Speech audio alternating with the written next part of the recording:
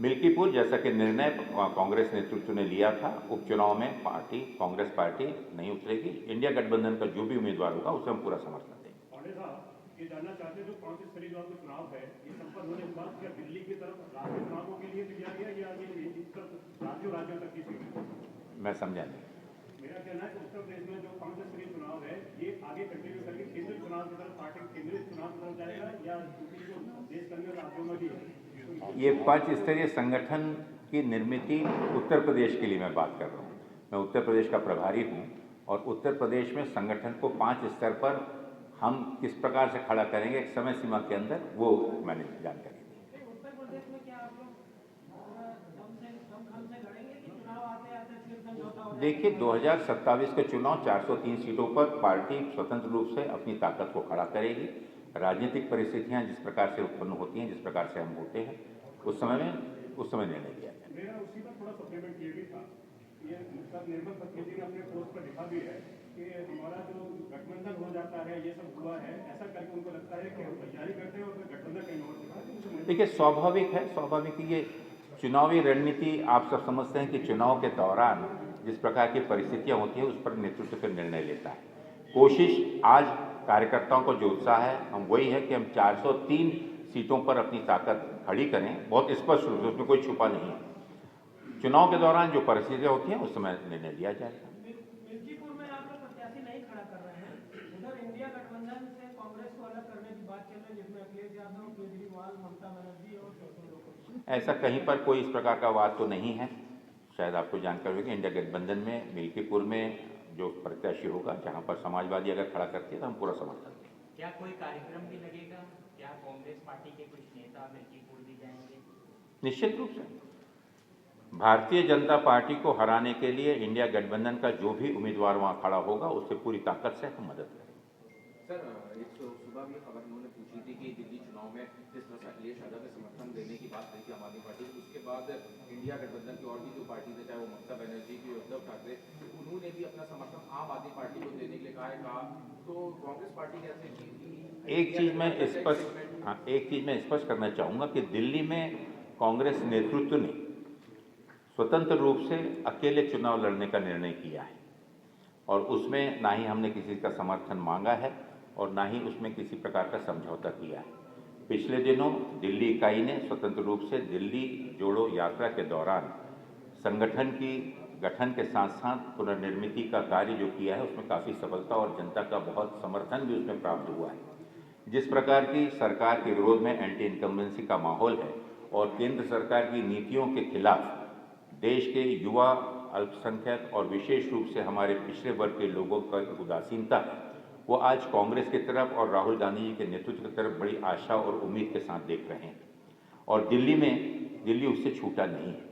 दिल्ली में भी जो समर्थन और जो मदद हमें चाहिए है, इन सभी वर्गों का एक उम्मीद के रूप में कांग्रेस वो देख रहे हैं और कांग्रेस के नेतृत्व में दिल्ली में हम एक मजबूत सरकार बनाएंगे, इसका मुझे विश्वास है।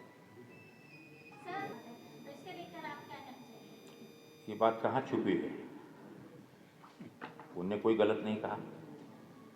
जिस प्रकार से देश में एक जातीय धर्म उन्माद फैलाने का षड्यंत्र भारतीय जनता पार्टी बार बार कर रही है, ये अपनी विफलताओं से जनता का ध्यान हटाने के लिए देश में इस प्रकार के जातीय दंगे और जातीय उन्माद कोई फैलाने का काम नया नहीं है।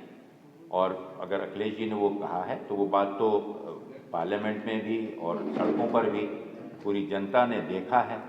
पूरा प्रशासन किस प्रकार से किसके इशारों पर कार्य कर रहा था वो देखा है। तो मुझे लगता है कि इसमें जनता को जागृति की आवश्यकता है और जो सरकार का काम जनता को सहूलियतें और जनता को विश्वास और सुरक्षा प्रदान करने का है, अगर वही सरकार और वही प्रशासन किसी विशेष समुदाय को टारगेट कर और समाज के अंदर में अगर धार्मिक या जातीय उन्माद फैलाने का कार्य करती है उनके कोई कृत्य से, तो ये अशोभनीय, ये बहुत ही निंदनीय है। बहुत बहुत धन्यवाद कि आने वाले 100 दिनों के अंदर कांग्रेस अपने संगठन की पूर्णता के साथ साथ हमारे जितनी भी फ्रंटल ऑर्गेनाइजेशंस हैं, अग्रिम संगठन हैं, डिपार्टमेंट्स और सेल्स हैं, इन सभी डिपार्टमेंट सेल्स की भी पुनर्रचना इनका भी सृजन करते हुए एक आवाज़ में हर जिले में संगठन को इतनी मजबूती हम प्रदान कर सकें, क्योंकि आज हमारा लक्ष्य 2027 के विधानसभा चुनाव में कांग्रेस पूरी ताकत के साथ इस चुनाव में उतरकर वर्तमान सरकार को कैसे हम पदस्थ कर सकते हैं, अपदस्थ कर सकते हैं, ये हमारी कोशिश होगी। हमें पूरा विश्वास है कि जिस प्रकार का जोश, जिस प्रकार का सहयोग और जिस प्रकार का योगदान और संकल्प लेकर अपना सब कुछ समय देने का संकल्प प्रदेश के जिले के हर एक कार्यकर्ता और नेता कर रहा है, जिसमें वर्तमान भूतपूर्व विधायक, सांसद, प्रदेश के पदाधिकारी, जिला कांग्रेस के अध्यक्ष, ये सभी पूरी संख्या में इतनी ठंडी बरसात और आप देख रहे हैं कि मौसम की आफत के बावजूद भी ये सब लोग यहाँ उपस्थित हो रहे हैं। आप सब लोगों के सहयोग से जो संगठन ने पिछले दिनों विधानसभा का घेराव किया था, पूरे प्रदेश से मैं आपको कहना चाहूँगा कि गर्व की बात है कि पूरे प्रदेश से 10,000 से भी ज़्यादा कार्यकर्ता प्रशासन की रोकथाम और अड़चनों के बाधाओं को रखने के बावजूद भी यहाँ पर उपस्थित हुए थे। ये अपने आप में दर्शाता है कि जनता का रुझान, जनता की आवाज़, जनता की तकलीफ़ों को उठाने का संकल्प बीड़ा जो उत्तर प्रदेश कांग्रेस कमेटी ने लिया है, उसे जनता का समर्थन है। और कांग्रेस का कार्यकर्ता आखिरी दम तक, चाहे वो महंगाई हो, बढ़ती हुई बेरोजगारी हो, हमारे अर्थव्यवस्था की गिरती हुई अर्थव्यवस्था की दुर्दशा हो, या किसानों पे हो रहा अत्याचार हो, या हमारे महिलाओं के सुरक्षा पे हो रहा अत्याचार, इन सभी समस्याओं को लेकर और उत्तर प्रदेश के विकास के लिए हम आगे भी कार्यरत रहेंगे। आप सबको मैं यही बतलाना चाहता हूं कि 6 दिन का जो संकल्प हम लेकर आए हुए हैं, इसमें फिर मैं और हमारी 58 शहर इकाइयों को लेकर निर्णय लिया जाएगा और आगे में प्रदेश स्तरीय कमेटी और 5 स्तरीय कमेटी का हम निर्माण करने जा रहे हैं, जो आगे में प्रशिक्षण शिविरों के माध्यम से और संगठन के विभिन्न कार्यक्रमों के माध्यम से इसे और गति मिल जाएगी। बहुत बहुत धन्यवाद।